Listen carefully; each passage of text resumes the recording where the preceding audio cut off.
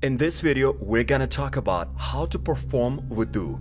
So before starting this video, like this video and subscribe to our YouTube channel for future updates. The Islamic practice of wudu is a form of ritual purification known as ablution and is used to clean certain body areas. The face, arms, head and feet must all be washed as part of the 4 mandatory acts of wudu. In Islam, wudu is a crucial component of ceremonial purity. Islamic jurisprudence, which establishes the procedure that makes up cleanliness, is in charge of regulating it. Usually it takes place before prayers. Urination, defecation, farts, profound sleep, light bleeding, menstruation, postpartum, and sexual activity are actions that render wudu invalid. Wudu is frequently interpreted as partial ablution as opposed to ghusl, complete ablution, which refers to washing the entire body. Additionally, it differs from dry ablution, which substitutes sand or dust for water mostly, owing to lack of water or other negative consequences on the individual. Taharah is the term of purification of body and clothing. For God likes those who continually turn to Him, and He loves those who keep themselves pure and clean. The Quran says in verse 2.22, "Cleanliness is half of faith." The Islamic Prophet Muhammad once declared, "In Islamic rituals, wudu is a recommended act by itself, but under special circumstances such as daily prayers, Salah, tawaf, and worship, it's required." When asked if he would be able to identify Muslims on the day of resurrection, Muhammad responded, "Yes, you would have a mark that other people will not have." According to Wudu and Hadith Abu Hurairah, because of the remnants of ablution, you would arrive at my door with a white blaze on your foreheads and white marks on your feet.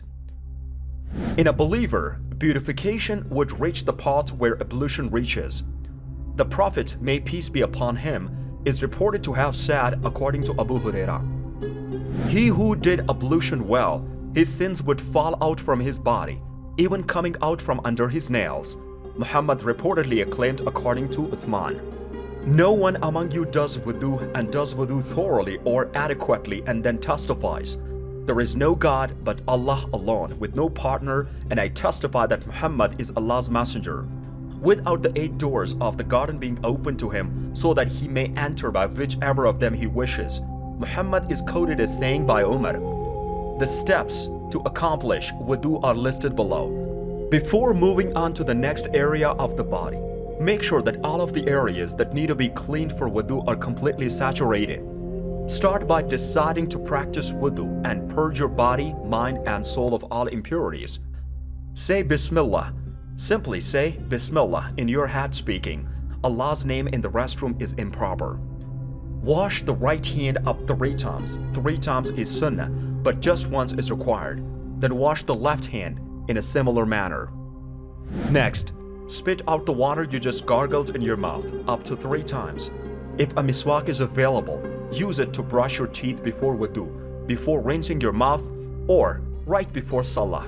It's also advised to use a miswak after consuming any type of fat, such as milk. Water should be sniffed into the nostrils 3 times with the right hand before being blown out, especially after waking up from sleep. After each rinse, the left pinky should be used to clean the right and left nostrils respectively.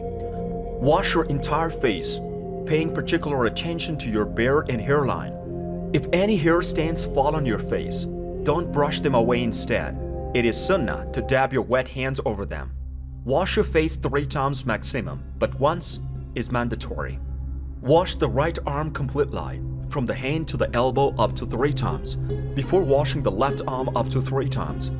To make sure no area is left dry, move the fingers of one hand through those of the other.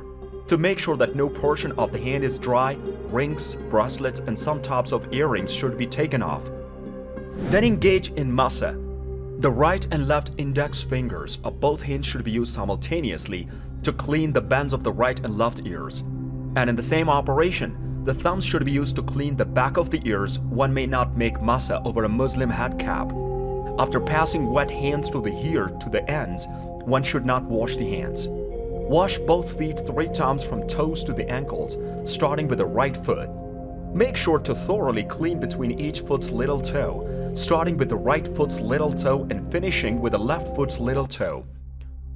It's advised to recite the Shahada or Durud after performing wudu. If your wudu was performed incorrectly, offer 2 rakat. Theoretically, if one makes wudu for Salah, the wudu would be deemed legitimate for the remainder of the day, unless you nullified it in some way. Although the Quran does not define many of them, and rulings vary between schools, Muslims believe that certain behaviors invalidate the wudu, commonly referred to as breaking wudu and losing wudu. Using big bodies of water to perform wudu. Jafar al-Sadiq mentions that performing wudu in water that does not smell strongly of animal carcasses in a number of hadiths. It's advised to take wudu from the side of the area where the dead animal is if there is one present. Additionally, he stated that as long as the water level is at least knee-deep in the ponds between Mecca and Medina where people conduct ghusl, dogs and other animals drink and animals perish, it's acceptable to collect wudu from them. Using a well to perform wudu. According to a hadith related by Ali al-Ridha, one must empty 10 buckets worth of material from a well before doing wudu if even a single drop of urine, blood or animal dung falls into it. 40 to 50 buckets must be removed if the feces have dissolved into the water.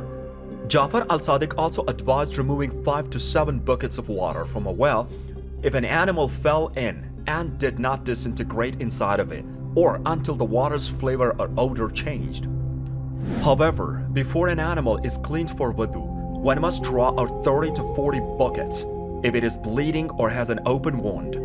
The well must be completely drained if a camel dies in it or wine is dumped in it.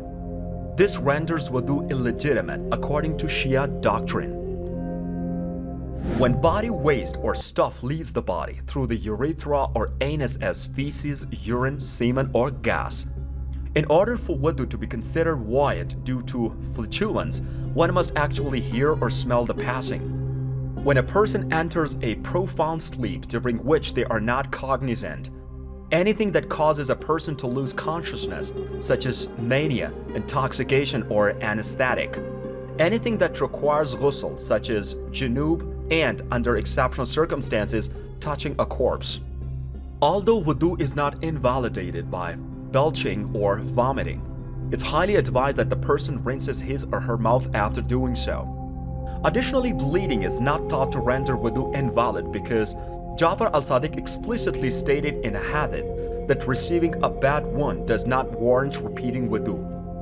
Parasites that may leave the body through the 2 extremities are also included in this idea. The act of cutting one's hair or nails does not render wudu invalid, but one should wash the affected region with water. Similar to Sunni Islam, this renders wudu invalid. Lying down and dreaming slowly. Sleeping with assistance. Sleeping when standing or sitting without assistance does not violate wudu. Loss of perception. Fanning. Urination or defecation. Emissions of flatulence that are odorous or audible. Release of sperm. Ghusl is required. Mouthful vomiting that contains water, pus, blood or food invalidates the wudu nevertheless. Vomiting that comprise cough does not cause the wudu to be broken. Using one's bare hands to touch one's privates. Blood or pus leaving the body at the point of exit. However, if the blood or pus leaves the body to the private areas, any quantity breaks wudu. It's advised that Muslims undertake dry ablution, using sand or dust instead of water, if they are unable to execute the standard form of ablution owing to a skin condition, a disability, a lack of clean water, etc. If one is concerned about hypothermia and cold weather, such as alternative type of ritual purity may also be acceptable.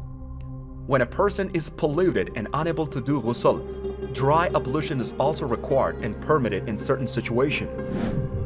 What do you think about this video? Do let us know down in the comment section below. If you enjoyed this video and want to hear from us again, be sure to hit the subscribe button before you go.